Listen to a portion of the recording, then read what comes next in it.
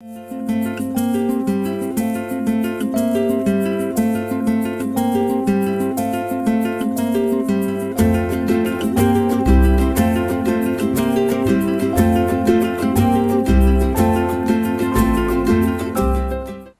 back, boys and girls. I hope you've enjoyed what we've read so far of Kensuke's Kingdom. Today we're going to continue with chapter 3. December 25th, Christmas Day at sea. Dad found some carols on the radio. We had crackers, all of them a bit soggy so none of them cracked. And we had the Christmas pudding Gran made for us. I gave them a drawing each, my flying fish for Dad and one of the skipper in her hat at the wheel for Mum. They gave me a really neat knife they'd bought in Rio. So I gave a coin back. You're supposed to do that, it's for luck. When we were in Rio, we gave the Peggy Sue a good scrub down. She was looking a bit manky inside and outside, but she's not anymore. We took on a lot of stores and water for the long haul to South Africa. Mum says we're doing fine, just so long as we keep south, so long as we stay in the west to east South Atlantic current. We passed south of an island called St. Helena a few days ago. No need to stop, nothing much there, except it's the place where Napoleon was exiled. He died there, lonely place to die. So of course I had to do a history project on Napoleon. I had to look him up in the encyclopedia and write about him. It was quite interesting really, but I didn't tell them that. Stella's sulking on my bunk. Maybe it's because no one gave her a Christmas present. I offered her a taste of Gran's Christmas pudding, but she hardly gave it a sniff. Can't say I blame her. Saw a sail today, another yacht. We shouted Happy Christmas and waved, and Stella barked her head off, but they were too far away. When the sail disappeared, the sea felt suddenly very empty. Mum won the chess this evening. She's ahead now, 21 games to 20. Dad said he let her win because it was Christmas.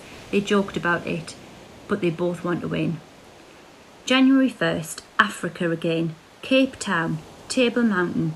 And this time, we're not just sailing by, we're going to put in there. They told me this evening. They didn't want to tell me before in case we couldn't afford it, but we can. We're going to stay for a couple of weeks, maybe more. We're going to see elephants and lions in the wild. Can't believe it. I don't think they can either. When they told me, they were like a couple of kids, all laughing and happy. They were never like this at home. These days, they really smile at each other. Mum's getting stomach cramps. Dad wants her to see a doctor in Cape Town, but she won't. I reckon it's the baked beans. The good news is the baked beans have at last run out. The bad news is we had sardines for supper. Yuck. February 7th. We're hundreds of miles out in the Indian Ocean, and then this happens. Stella hardly ever comes up on deck unless it's flat calm. I don't know why she came up. I don't know why she was there. We were all busy, I suppose. Dad was brewing up down in the galley and Mum was at the wheel. I was doing one of my navigation lessons, taking bearings with the sextant. The Peggy Sue was pitching and rolling a bit. I had to steady myself. I looked up and I saw Stella up at the bow of the boat. One moment she was just standing there, the next she was gone. We had practiced the man overboard drill dozens of times back in the Solent with Barnacle Bill. Shout and point, keep shouting, keep pointing. Turn into the wind, get the sails down, quick. Engine on. By the time Dad had the mainsail and the jib down, we were already heading back towards her. I was doing the pointing and the shouting too. She was paddling for her life in the green of a looming wave. Dad was leaning over the side and reaching for her, but he didn't have his safety harness on and Mum was going mad. She was trying to bring the boat in as close and as slow as she could. But a wave took Stella away from us at the last moment. We had to turn and come back again. All the time I was pointing and shouting. 3 times we came in, but each time we passed her by. Either we were going too fast or she was out of reach. She was weak by now. She was hardly paddling. She was going under. We had one last chance. We came in again, perfectly this time, and close enough for Dad to be able to reach out and grab her. Between the 3 of us, we managed to haul Stella back into the boat, by her collar, by her tail. I got a well done monkey face from Dad, and Dad got a huge rollicking from Mum for not wearing his safety harness. Dad just put his arms round her and she cried. Stella shook herself and went below as if nothing at all had happened. Mum has made a strict rule. Stella Artois is never to go out on deck. whatever the weather, without a safety harness clipped on, like the rest of us. Dad's going to make one for her. I still dream of the elephants in South Africa. I loved how slow they are and thoughtful.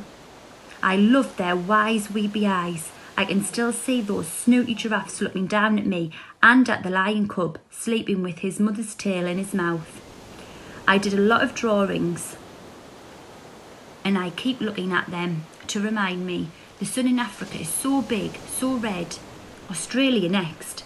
Kangaroos and possums and wombats. Uncle John's going to meet us in Perth.